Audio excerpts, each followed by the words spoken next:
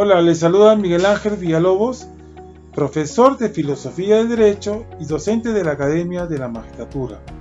En esta oportunidad vamos a responder a la pregunta: ¿qué es y para qué sirve la filosofía del derecho? Pero hay que precisar la ubicación de la filosofía del derecho. No es una rama del derecho en sí, sino de la filosofía en general. Hay que saber sobre su esencia y utilidad. Así, en cuanto a la esencia, proponemos un concepto de filosofía del derecho. Es encontrar razones de lo justo en múltiples intentos. Subrayo, encontrar razones de lo justo en múltiples intentos. Sobre lo último, ¿por qué múltiples intentos? Porque la teoría del derecho y la filosofía del derecho nos ha demostrado que hay diversas escuelas y corrientes del pensamiento jurídico. Pero ¿por qué digo encontrar razones de lo justo? Uno podría decir, ¿alguna vez hubo justicia? ¿Qué hay que hacer para llegar a la justicia? ¿Qué cosa es lo justo? Por ejemplo, para nosotros lo justo sería que es justo para mí, para ustedes, para los demás, ser exclusión. Pero no siempre la humanidad dio razones. De las cuatro épocas, edad antigua, edad medieval, edad moderna y contemporánea, me parece que la moderna y la contemporánea es la más sensata. En la edad antigua, de los griegos, sociedades esclavistas, no se entendía mucho el concepto persona, dignidad. Por lo tanto, más recurrían a explicaciones de carácter mitológico. ¿No es así?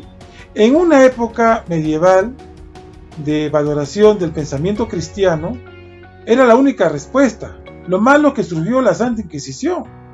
Imagínense una Santa Inquisición en esta época. Terrible, terrible sería el asunto. ¿No es así? Felizmente estamos los jueces y magistrados para dar a entender el sentido jurídico. Lo que quiere la sociedad es un buen sistema de justicia. ¿Qué duda cabe? Ahora, en la edad medieval, si bien es cierto solo existía el pensamiento cristiano como respuesta a todos los conflictos, lastimosamente no fue el caso de la Santa Inquisición, tenemos que con Santo Tomás de Aquino comienza ya el precedente de la razón. Él decía que cuando tenía un problema entre la fe y la razón, él prefería la fe antes que la razón, pero ayudó a entrar a la época moderna, con Descartes, luego con Kant, con Hegel y otros.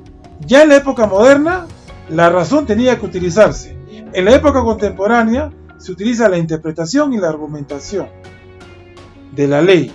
Por eso que yo digo, como concepto, la filosofía del derecho es dar razones para solucionar a través de la interpretación y argumentación jurídica.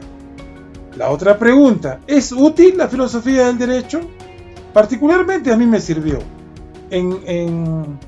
En la época pasada, cuando yo era fiscal contra el terrorismo, ¿no? O luego en mi condición de fiscal de derechos humanos, no me bastaba el derecho positivo.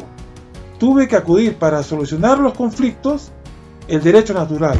¿Acaso no es importante el concepto de persona, de dignidad, de libertad? Esos derechos no nos han regalado. No hay por qué apartarlos del ser humano.